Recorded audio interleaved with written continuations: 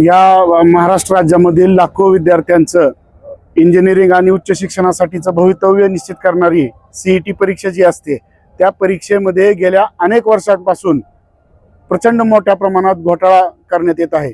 2021, 22, 23, 24, 25 ह्या गेल्या 4-5 वर्षातील जर विद्यार्थ्यांच्या सीईटीचा स्कोर जर पाहिला त्यांचा पर्सेंटाईल तर अनेक विद्यार्थी असे आहेत की ज्याला 10वीला 45% आहेत, 12वीला 50% मार्क आहेत आणि त्याला सीईटी मध्ये मात्र 100% पर्सेंटाईल आहेत।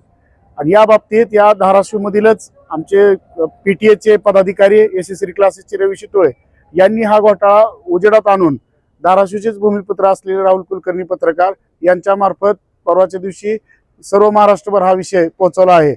आणि त्याची दखल घेऊन काल महाराष्ट्र राज्यामध्ये सीईटी सेलच्या प्रमुखांनी एफआयआर दाखल केलेला आहे। परंतु आमचं असं म्हणणं आहे की गेली अनेक वर्ष हा घोटाळा या सत्तेतील सत्ताधारी मंडळींच्या आशीर्वादाशिवाय होणे शक्य नाही।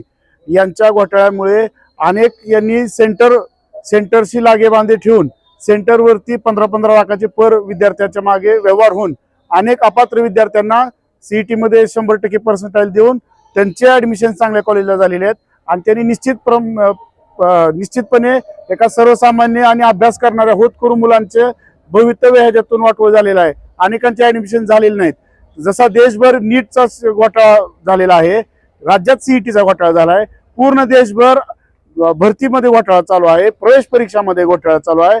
असं विद्यार्थ्याच्या भविष्याची खेळ या राज्यातील भाजप आणि देशातील भाजप सरकारच्या माध्यमातून केला जात आहे। या विरोधात देशातील विद्यार्थी, युवक आणि काँग्रेस पक्ष वारंवार आवाज उठवत आहे। तर आज आम्ही धाराशिव जिल्हा काँग्रेसच्या वतीने आमचे अध्यक्ष उमेश राजे निंबाळकर यांच्या नेतृत्वाखाली महाराष्ट्र राज्य सरकारला आणि राज्याचे या सीईटी सेलचं ज्यांच्या अखत्यारीत कार्यरत असतं असे उच्च तंत्रज्ञान शिक्षण मंत्री चंद्रकांत पाटील यांना निवेदन पाठवलेलं आहे।